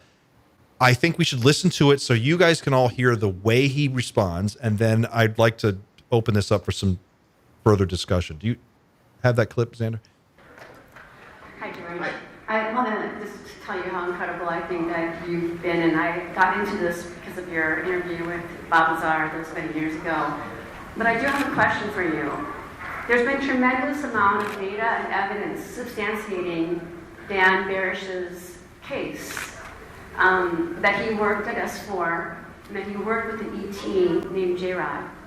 And what I wanted to ask you is that much of this evidence is now coming back into light, so much so that his case was entered into public record in the last congressional hearing in November in Washington, D.C. by Michael Schellenberger.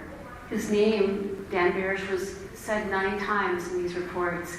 And I wanted to ask you about a 2004 article that you wrote about him in UFO magazine. Okay, what do you want to ask? I wanted to ask, it seemed as if you questioned his case, you questioned his experience with the J-Rod. And I wanted to ask you if you had any more evidence or anything else that you wanted to share that might turn a light back onto Dan Burish's case. I hope the light does get shined on him because he's completely full of crap. No disrespect to you, but I mean, I think this was an effort by Dan and a merry group of pranksters that spent many months trying to convince me that he was the real deal. And every turn that I investigated, I found it to be a bunch of baloney. His first name when I knew him was Dan Crane, and he pretended to be a scientist. He is not. He does not have degrees where he said he got them, and I know that that's a familiar kind of a thing for when you're talking about UFOs and Las Vegas, but I spent a lot of months looking into he and his group, and they just made stuff up. They put on costumes. I know when the movie came out, what the heck was it? It was the Da Vinci Code. The Da Vinci Code came out, and suddenly Dan Crane, who by then claimed that Dan Burisch, that was his new name, by then he had claimed he had saved the world twice. He had gone to Iraq and saved the world by preventing the release of biological weapons that would have killed everybody. So he's a bit of a martyr. And then when the Da Vinci Code came out, he claimed he was part of Opus Dei. He and his group were Opus Dei. They would send me photos of Dan being driven around by his future wife. She's like driving a limo, and he's in the back in a military uniform. He's never in the military. And she gets out and lets him out in this gravel pit that's by my house, by the way. Like, this is some secret operation out here in this gravel pit. I just found it ridiculous. And they really ran a number at me that went over a number of months. They would have different letters that were sent to me by different people. Boy, I think this guy living next to me is really deep into UFOs. I saw military people come to his house and take him out in the middle of the night. It was a very elaborate attempted hoax, I think. And if there is substantial evidence that he's the real deal, I haven't seen it. So the fact that Schellenberger submitted a letter... I don't know where you got that information. I was there. Nobody put on the record anything about him. So that's weird information. Yeah, no offense, but I got boxes of stuff about Dan Crane, Burish. If he's for real, great. But I'm done with it. And this is what we're up against. What do we think, guys? Kind of sounds like Knapp had a bad experience with Burish. I don't know. He's being honest. George Knapp is. You don't get more honest than that. I agree. Well, Yeah, I and then think when the you- bad experience was no one likes being duped, and if what he's saying is true, then he did get duped.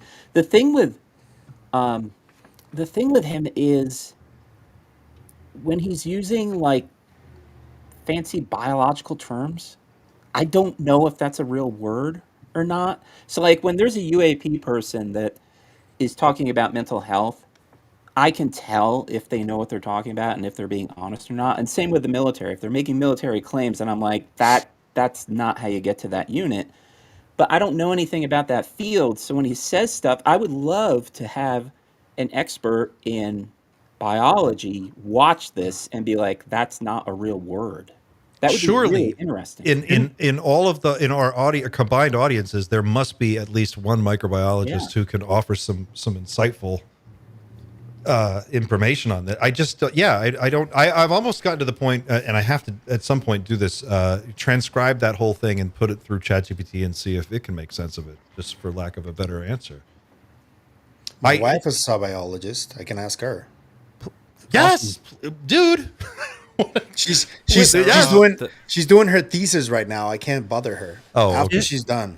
In George Knapp's article about Burish from 20 years ago, whatever it was, doesn't he say that he showed it to some biologists and they were like, "This doesn't make sense"?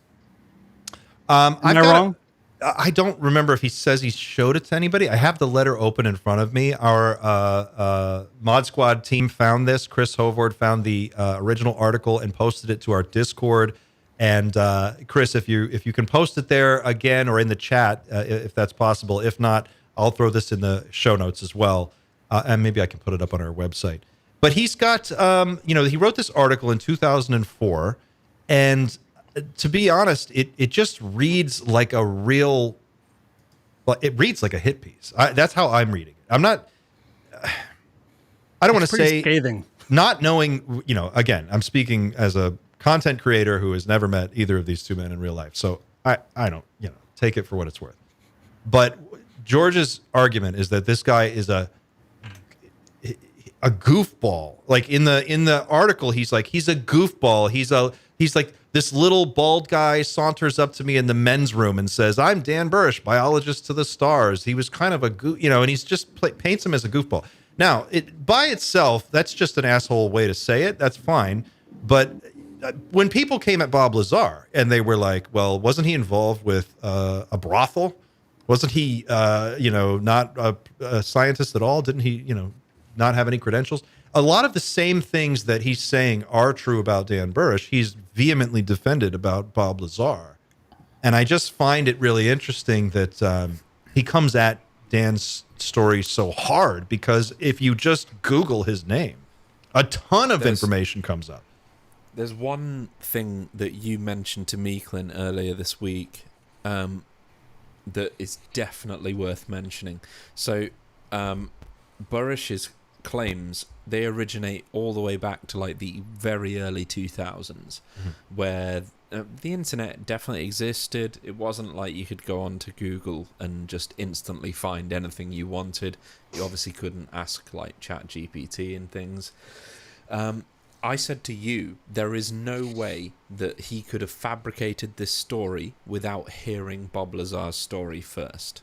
It's absolutely very important that Burish knows Lazar's story inside and out before he tells his own story that has spanned like over a decade. I think his story has really evolved over the time.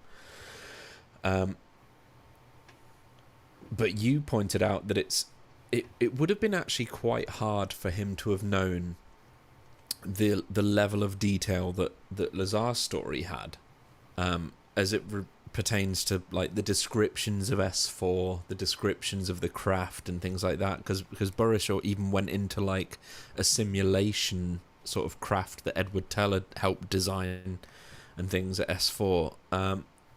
So it's a bit of a big point for me, is that he would have had to have spent a lot of time trying to find all of these old Lazar interviews, and that's why it kind of connects to Knapp, is that Knapp is, and I agree with him, he fully, as far as we know, fully believes Lazar's claims. So what is it about Burish that really triggered him to call it?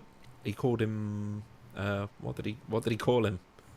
He called him a lot of stuff. He called him a lot of stuff. Oh, stuff. Yeah, I was in the room when that was baloney. Yeah, that was it. Well, we don't get baloney. He's like baloney. He has no educational, no advanced degrees. That's not true. He gave a presentation at Caltech. You can watch it.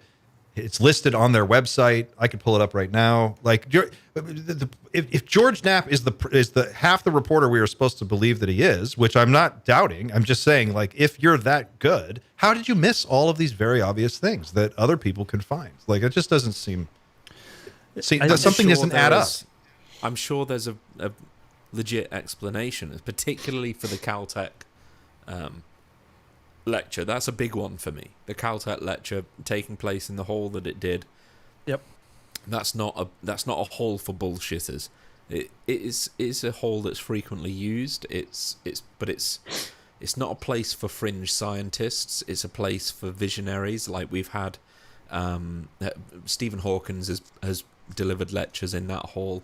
So has Bill Gates, and one of my favorites, Patrick Stewart. He's delivered in that hall.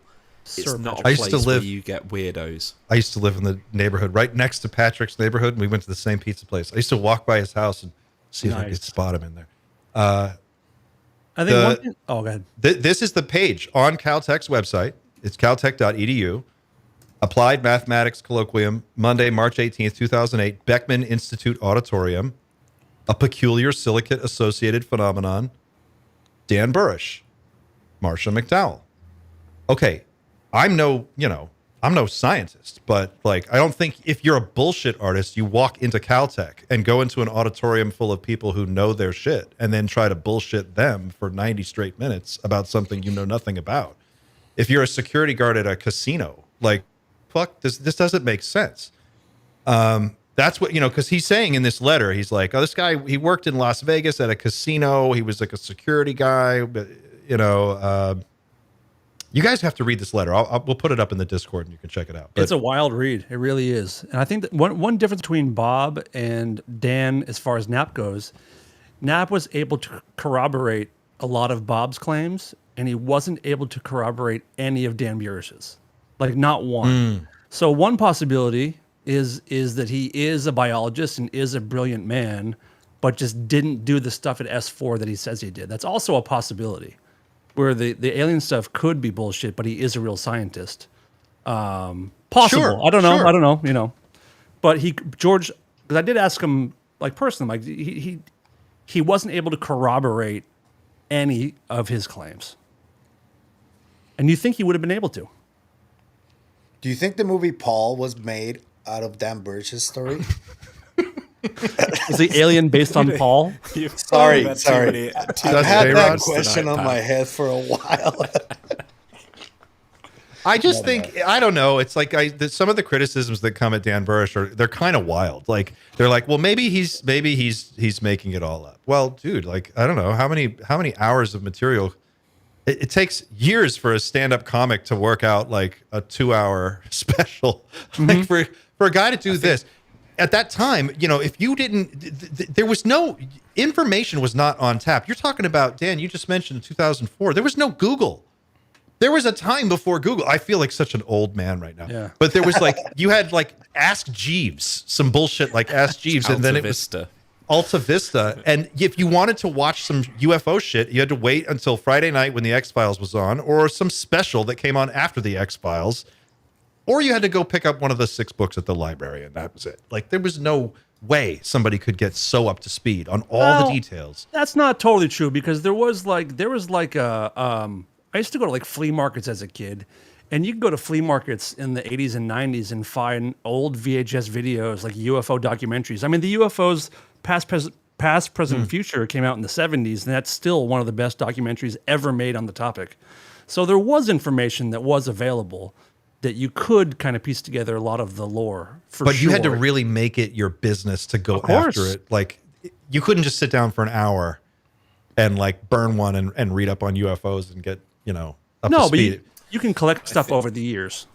Yes. Okay, that's important to point out as well. Like, if I was to go for some sort of Dan Burisch content on YouTube, I would go to Clint's content like straight away. I would go to Night Shift, because that's pretty much the only place that I can find is really talking about this. Like, it's not like Burisch has capitalized on this in any way. Like, by all accounts, he's living in some sort of like backwater area. I imagine I think in his testimony at some point, I have been studying it lately, he's living in Canada somewhere. He isn't appearing at UFO conferences. He isn't appearing at he isn't trying to sell a book. So, but at the same time, this shit's still going on for him, as far as we know. So, at some point, it's like, okay, well, what's this crazy guy getting out of this? Does he genuinely just believe this, and he's schizophrenic, and he's moved house, he's moved country, to just like perpetuate the LARP of all LARPs? Maybe. I mean, some people do just like being part of a story. I feel like Eric has something to add to this. We're talking about him. Yeah, thanks. If you have, what I was thinking about, and I had to look it up to make sure I get the title right, there is the lengths people will go to lie to become part of a story, yes, for no obvious gain, is illustrated in a brilliant documentary, and it's just called The Woman Who Wasn't There. Yes, I've seen this. And it's on YouTube, and you can watch it for free. It's about... Is this the 9/11 woman? It's about, I won't ruin it, but it has to do with 9/11. People commonly do this. Well, I shouldn't say commonly. Not rare. Attempt this in the military, and they get really far. They do it in my field. I've encountered people with fake PhDs. Yeah, yep. Everything's made up. There's absolutely nothing there. So is that different? That like for the military thing, is that like stolen valor, or is that a different thing? Yeah, well, yeah. great question. A lot of people don't understand stolen valor. So I can go around saying I was a Navy SEAL. That's not stolen valor. Stolen valor is I was a Navy SEAL and you give me a free dinner because you Yeah. think I'm a Navy SEAL. You have to profit or benefit from it in some way. Just Gotcha. going around and saying it, you can say you're a police officer, Freedom a of speech, yeah. microbiologist, or whatever.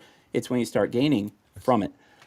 So my point is, I think we have to consider one, it can be done, right?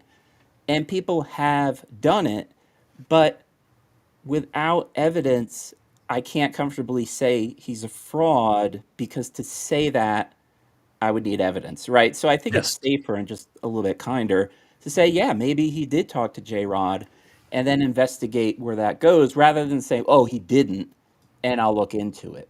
I don't know what to make of him. Now, Clint, I know you really like that interview of him, and so do I. And he seems entirely convincing to me as well. Yet I don't know the hard facts of his education and what Knapp is saying. And then that leads to the question that was kind of discussed earlier, like, is Knapp the great investigative journalist we know? Because maybe he's saying he's fake, but he's real. Well, It's very confusing. There's also yes, you're 100% right, and I also want to point out that there are cases where certain people are gatekeepers of knowledge and information, and whether that gatekeeper knows they're a gatekeeper is almost irrelevant. Like, if George Knapp commands a certain amount of respect in the field, there are people out there who might try to influence what George Knapp is saying, and or get him to think one thing or another. I'm sure he deals with that all the time. That's just been that's part of this world. I watch, just so everybody knows, like, I'm not so deep into the Dan Burisch mythology that I would be destroyed if I found out it was all fake. I watch Dan Burisch like I watch if I watch Dustin Hoffman in a movie do an amazing monologue or some, you know what I mean? You watch a really good performance and you're just like, fuck, that's really good. You're not sitting there going like, is he really in an outbreak situation now? Or is Dustin Hoffman an actual I'm just watching Outbreak, but you know what I mean? I don't believe Steven Seagal is a Navy SEAL, but I can watch Under Siege and enjoy it. So Dan Burisch is kind of like that for me. I find that it's better to take the position with ufology in general as like, I'm watching this like entertainment. And some of it will be true at the end of the movie. I don't need to know yet what part of it is true, but when we get there, we'll find out, and it's going to be amazing. But in the short term, it is a mystery. It's definitely just an interest. He's a fascinating character. You've got to have a healthy mindset. I think everybody, maybe that's how we wrap up today, because we're coming up on our last few minutes here. Like, what, Eric, you talked about this earlier. Don't get addicted to the news. Take a break. Set some distance. What else do you guys think is important for people to keep in mind so that they can take all this in stride and keep it in perspective and not lose touch with the important things in life? Any advice for our audience? Pavel's got advice. Come on, man, bring it. You're a positive guy. You were saying earlier that you wanted to get to the, skip and get to the end of it. I would say don't skip, because you miss out on what we're doing right now, like the whole journey, even with the lows, which are many right now. But yeah, that's all I want to say. Anybody else? Xander, any words of wisdom? I do have one. I've just lost myself. Hold on a second. We've all gotten lost. Yeah. I think that's the very point. Relatable. We've lost the thread. Where have I gone? There I am. Once you find yourself, help me. I may have accidentally. Xander's phased out of the live stream. I haven't phased out of anything. Just people can hear him in the stream or no? Yes. Well, yeah, they can hear me right now. They can hear me. Okay, cool. I'm a little bit. Hang on. While we wait, can I ask a question? Oh wait, yes. Please ask a question. Yeah. Eric, I wanted to ask you, because you finally put it out. Can you talk a little bit about your website that you put together and the project that you're working on? Because I'm riveted by it. Oh, yeah. Thank you. Thanks. So 2 weeks ago, I was on here and we were sharing our favorite UAP stories, which was awesome. I think Rendlesham Forest and Ariel came. Dan, I think yours was the Ariel School. Yes. And I told a story about my friend Ken, who had an amazing UAP experience in 1977. And after he told me the story, he said, yeah, I was in California in 1977. You should look into it. So I've been looking into it for the past month, and it is the greatest UAP story in the history of mankind. I don't know how this goes under the radar for most people. So I'm going to write a book about it. It'll probably come out in 2 years, so it'll be great for the 50th anniversary. And the website's just UFO 1977. But I've already found just a massive treasure trove of information. And basically all across 1977, there were an incredible amount of sightings, very close. I mean, just every classic UAP story you would want to hear is contained in this. So yeah, UFO 1977. And the most interesting page is the data bank. And the data bank, as I acquire information, I just put it there. I've already got over 1,200 witnesses, 104 UAP events, 224 craft, but that's counting repeats. Wow. And over what hell. period of time? A few months? 1 year, 1977. Unbelievable. That's Every major sheriff's department was involved, 3 police departments, the Air Force, the FAA. It interacted with aircraft as well, following them and shadowing them. And then what's most interesting to me is the visitation of elementary schools. But those were only discs. The discs were visiting elementary schools for some reason. Beyond that, they also visited 2 military bases, 1 hospital, 1 ICBM launch facility, a power plant, and an aerospace development facility. So Wow. it's going to take me a couple years to sort through this because I found this out just in 3 weeks. Jesus. This is unbelievable. And all of it was just promotion for Close Encounters of the Third Kind, which is crazy. It was. Thank you. Same Now year. we're going to buy the book, but No, I'm blown away by what you've put together so far. Absolutely blown away. And yeah, it started with one story, and then my friend Ken said, "Oh yeah," and it went to 2 elementary schools, and I was like, "Oh, I'll look into that," and I looked into that, and I really thought it was just those 3 stories, but it is absolutely amazing how much information is out there. Thank God. And the best part about this story is you have sightings hundreds of miles away, hundreds of days apart, identical descriptions, identical drawings. that's wild. Yeah, Can't wait. it's Can't crazy. wait. Can you leave the website in the description, Xander, please, for the people? We'll put this in the show notes too, and I'll Yeah. I'll put it in the chat. Or Xander, I don't know if you already put it in the chat, but I'll drop it. And you know, it's a small world. I have a whole page just asking people, if you were there in 1977 and you think you saw something, you should contact me. I've already gone through all the New Fork data, and I've got over 100 sightings. But what I like to think of, imagine all the interactions that year that we'll never know of. These are Oh, just yeah. people who specifically sought out New Fork to make a report. I mean, there could be 10, 15 times as many interactions. We'll just probably never know. I'm going to start asking my friends' parents who live around here in LA if they remember hearing this kind of stuff. That'd be great. Yeah. I want to touch on something that's as at least as big as any other thing we've talked about today, if not bigger. Probably the biggest news. Yeah, this is definitely way bigger. Spaceballs 2. Yes, dude. Spaceballs 2. May the It's force real. be with you. It's real, guys. It's real. I think if we talk about one more topic today, I think we should end on a high note. Can we show the Spaceballs 2 trailer, Xander? If I pull this up, just so people at home can see this, and then we can all react.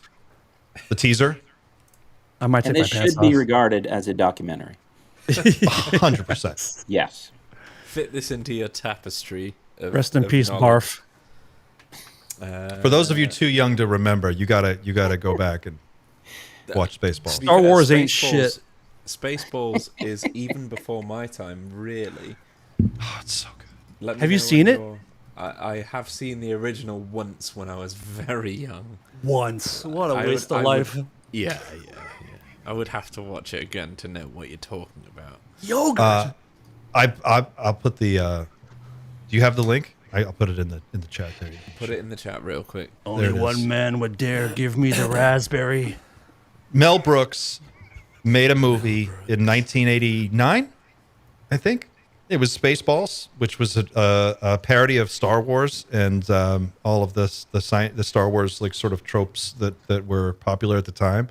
And Bill Pullman was in it, and who else? Moranis. Well, obviously Rick Moranis who's coming out of retirement. That's the huge news. Rick Moranis is going to be in the first. He I is in don't it? think he's done anything for 20 years. I think he's been. Yeah. Last I heard, John Candy. John Candy. Rest in peace, John Candy.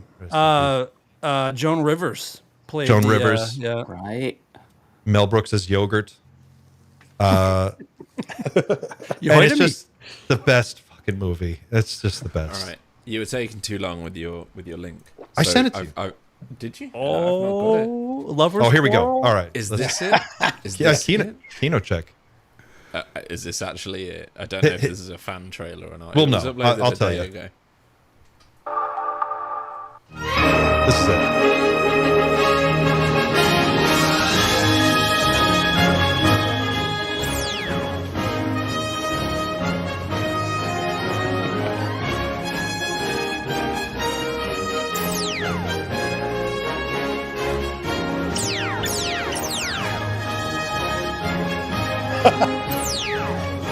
What's happening?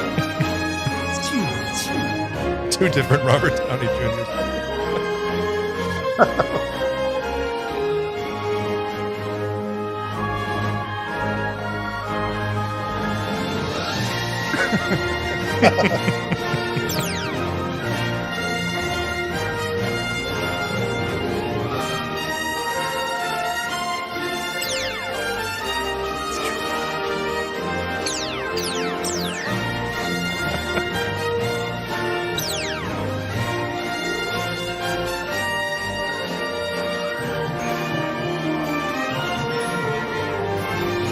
So it's 87. Oh, 87. Wow.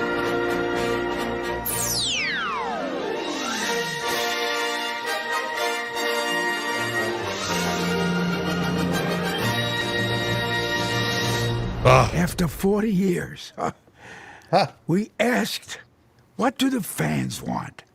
But instead, we're making this movie. the Schwartz. May the Schwartz be with you. Nice, dude. Whoa. Someone has Spaceballs merch in the chat? Cole. What? Oh. Cole, please link to your Spaceballs merch in the chat, and so people could go and check it out. I'll burn all my clothes today. I'm already on my way to go pick up my Spaceballs gear from Cole. Guys, we've got to wrap it there. That's our time for today, but it's been awesome. Thank you so much for hanging out with us and spending the time to talk about all this stuff and to go down the Dan Burisch rabbit hole one more time. I know it's getting tiresome. It's great to hang out with all of you. Thanks to everybody in the chat. Thanks to everybody who joined us. If you watched now or later, if you were with us live, it's awesome that you were here. Please don't forget to like and share this video. Drop a comment. Let us know what you think. Let us know what your opinion is on all this stuff. It's about you. We want to know what you think. And we'll see you soon on the next one. Until then, keep looking up, everybody.